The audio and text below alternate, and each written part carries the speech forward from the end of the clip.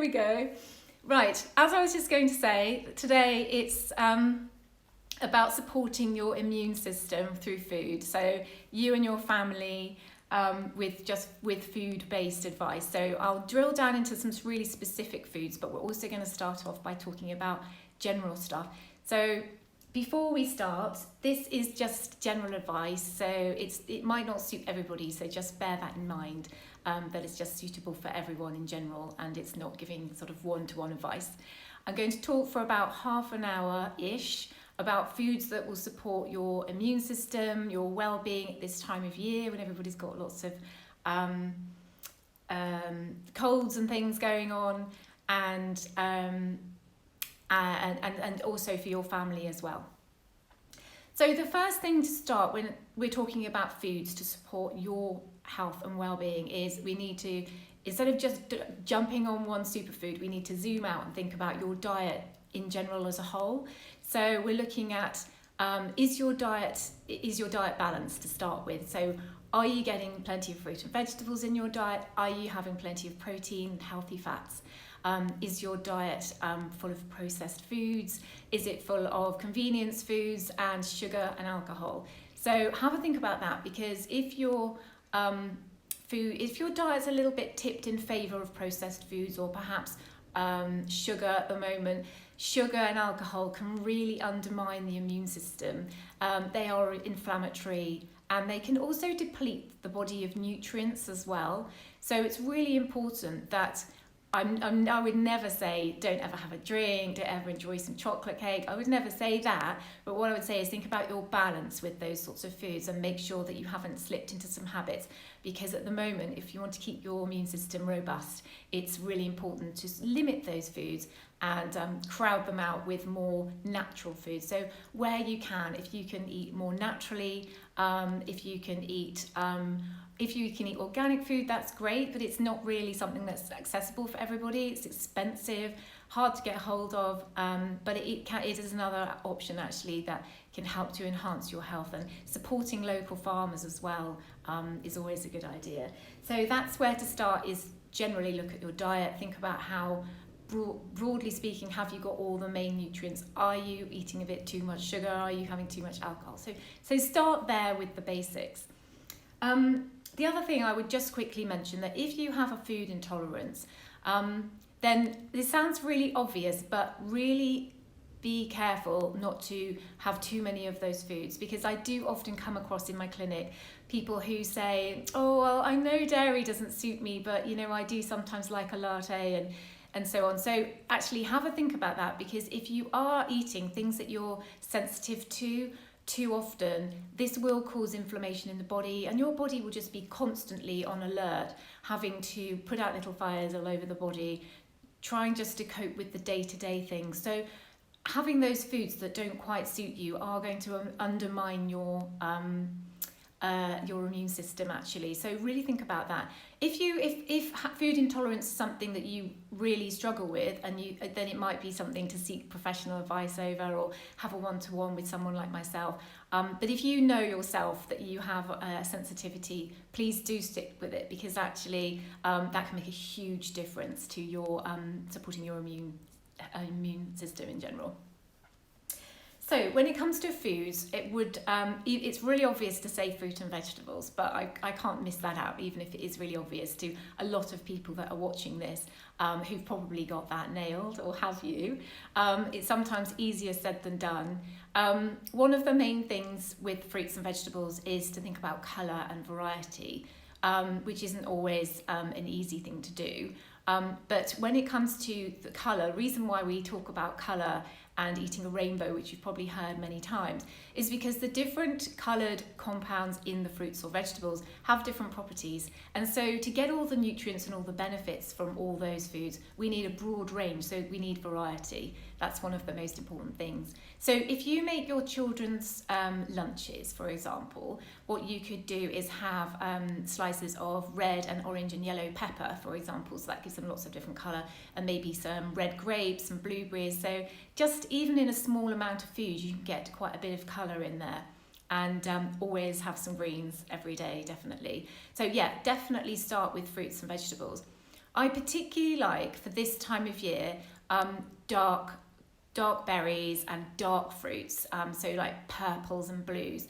And red currants and black currants are absolutely packed with antioxidants, but you don't really see them much in the supermarkets or in the farmers markets that often. And also they're quite bitter, and you might think, oh, what do I do with those? And you can actually get them. The easiest thing to do is to get them in a frozen mix, actually, in the freezer section. And they are brilliant to you could cook them really gently and make them into a fruit compote with a bit of cinnamon and honey or something, which is what I quite like to do.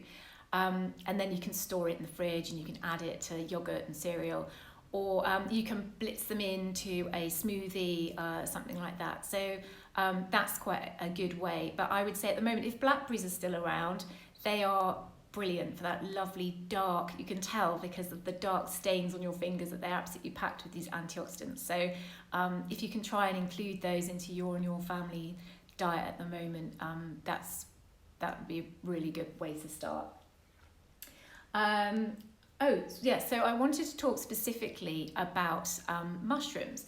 So culinary mushrooms to start with. We've got, I brought some, you obviously all know what mushrooms look like, but I just wanted to show you some shiitake mushrooms because for those of you who haven't used them before, they're a bit more frilly, and you might see them more in Asian foods, in Asian cooking.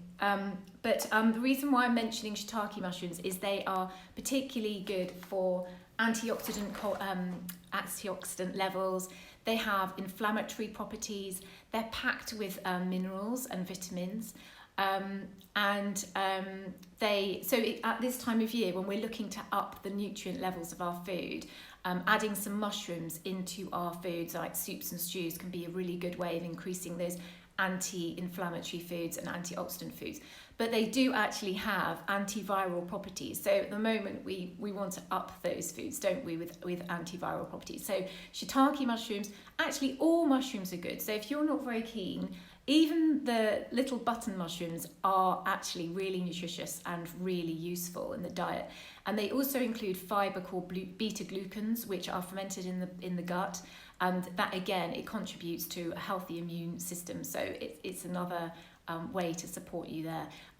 Oyster mushrooms are another one. So again, they might be the less common one. They're less likely to put in your shopping trolley. But give them a try. And if you're not sure about them, you could just cut them up really finely, or put them in a sauce and blend them, or add them to a soup. And I think mushroom soup is an amazing nutrient booster for the winter and autumn. So maybe consider giving that a try with a really nice homemade stock if you've got one, or just use a vegetable stock if that's what you've got. But incorporating some culinary mushrooms, if you have not already thought about that, then maybe try that. Might not be so popular with the children, but just maybe put them really small and see how it goes. The other day, I put on my stories about some powdered mushrooms that I put in my coffee, and I used chaga mushroom, which was this one. And so the reason why I put that in is because, so first of all, with powdered mushrooms, they are different to culinary mushrooms in a way. They've been extracted, they might have been prepared in a certain way, and they're more like a food supplement. So they might not suit everybody, but they are packed with antioxidants and enzymes and all sorts of goodies. So it's quite a nice way to sort of boost your, maybe boost a meal or boost a drink or something. And there's lots and lots of different types of mushrooms that we use, medicinal mushrooms. But this particular one, is the nice thing about it doesn't really have a strong taste. So you can put it in something and you don't really notice it. So the other day I put it in my coffee and it didn't change the taste of the coffee. It is quite dark though, so I put it in tea the other day and it didn't change the taste, but it made it look like a really dark cup of tea. So just like, I think it might be half a teaspoon or something like that you put in. But might be something to think about if you're maybe not so keen on mushrooms, culinary mushrooms, or even if you are and you just fancy adding an extra something in to sort of support you, you could add to smoothies and hot drinks and things. So I thought I'd give mushrooms a special mention.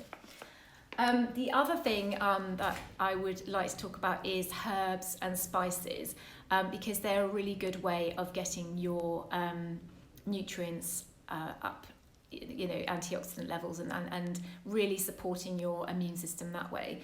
I'm sure we all use things like ginger when we have got colds, garlic and ginger when we've got colds and things. So already we've kind of instinctively know that those foods are antiviral and anti-inflammatory. So straight away I would say this is a great time to bring that garlic back into your stews and your cooking. I sometimes infuse ginger into water or hot water. So like this, you can just do slices, or you could grate some and steep it in some hot water, and then you could use a tea strainer to sort of pour it like tea. And that's something like we're sort of going into home remedies a bit, but that's something that I would use with my children if they were feeling a bit sick, or if they had tummy ache or something, or again, if they had a cold. Ginger you can add obviously with things like lemon and honey, that classic. But ginger anyway, even if you added it to foods, you can add it to make a really nice zingy dressings, add it to soups and things. Again, it's got those anti-inflammatory properties, which are really helpful at the moment for supporting the immune system. Juicing ginger is also amazing. My juicer's broken, but if you added some ginger to a vegetable or fruit juice, that would be really, really, really good. Also, I've got rosemary here in a glass of water, and you can also steep it in hot water to make like a herb tea. And rosemary is really high in antioxidants. Again, it's got these antiviral properties that so many foods do. It's meant to be good with concentration and helping your brain to think clearly, so that's why I'm drinking it today, so I need help with that. But actually, if you like that kind of herby taste and you don't want something kind of sweet and sickly, then an infusion of rosemary is great. Or I've otherwise add it to tomato sauces and whatever it is that you're cooking. Turmeric is one that you've probably heard about. It's become quite well known as an anti-inflammatory spice. And that's because of the curcumin compounds in there. So it's great to incorporate it again into your foods, curries and chilies and things, sort of warm dishes lend themselves really well to that. I also like drinking it as a sort of like a milky drink. I've got one that I've bought that is actually a tea powder by a company called Aquasol, and it comes as a powder, and then you add it and dissolve it into the tea. But you don't have to do that. You can just use the stuff that you've got in your kitchen cupboard, and mix it in with perhaps some hot water and milk. I quite liked using oat milk and some of this, and then maybe some cinnamon or something to make it quite warming. So that's a nice sort of warming drink. But certainly using turmeric in your cooking and in your everyday cooking is a really nice way to get some more anti-inflammatory foods into the diet. What else was I going to say about spices? I think that was it, because I think you're pretty familiar. But yeah, garlic as well, I think I've mentioned, has got allicin in it, which is has got antiviral properties. So if you did have a really horrible cold, or if you had a bug like flu and you're feeling rotten, you could actually make yourself a hot broth with garlic and maybe ginger and rosemary and maybe some salt and pepper and things like that, and that would be a good base. Or you could make yourself a really nice chicken stock actually. You've probably heard of bone broth. You can obviously make a vegetarian and vegan alternatives without the bones. You can just use vegetables and herbs and garlic and so on to infuse as well. But a good bone broth or chicken stock makes an amazing sort of healing drink that's really good, or a base for soups at this time of year. I wanted to also talk about elderberry. So at the moment, I think there's still elderberries out there on the trees.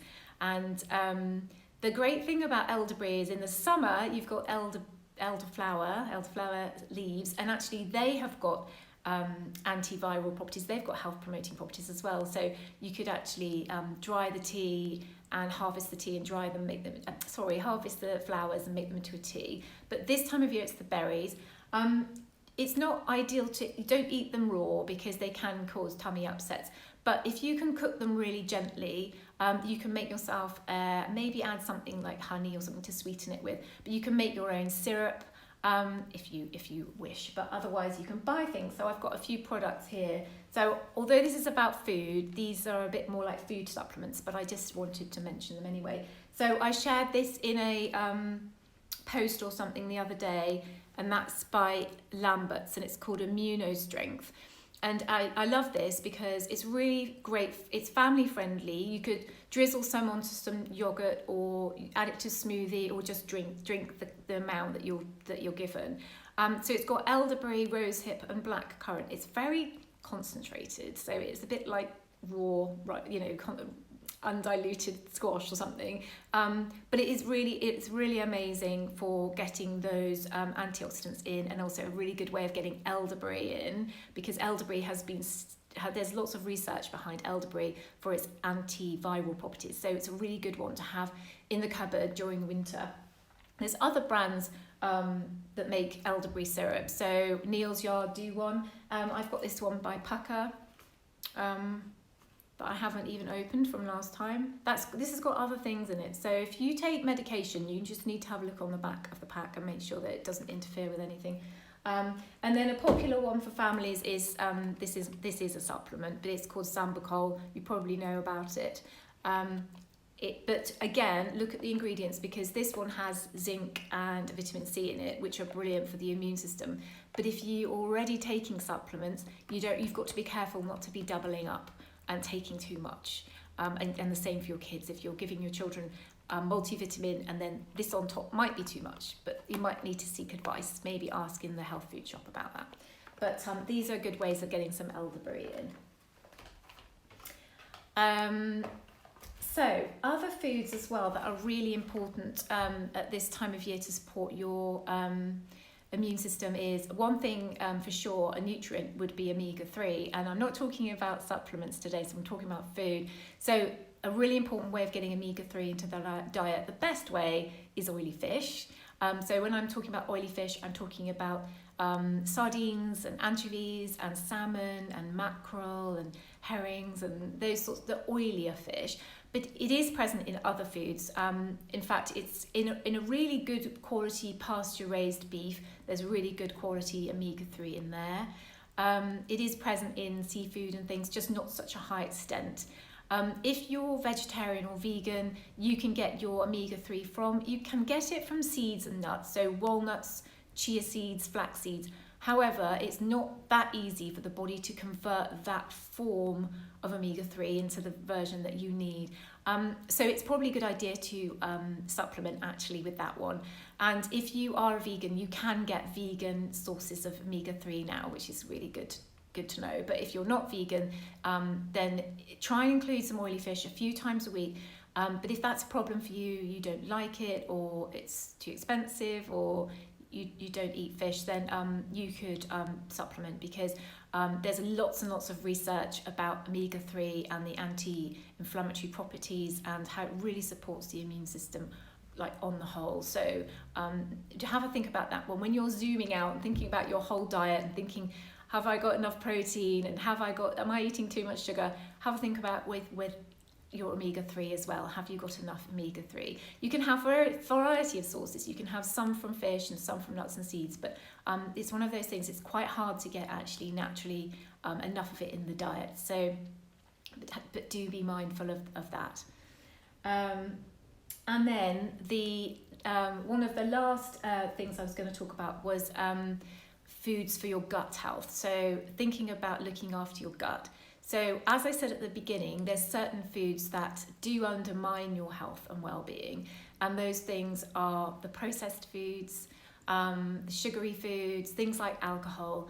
And although I never say don't ever eat those foods, we need to think about balance.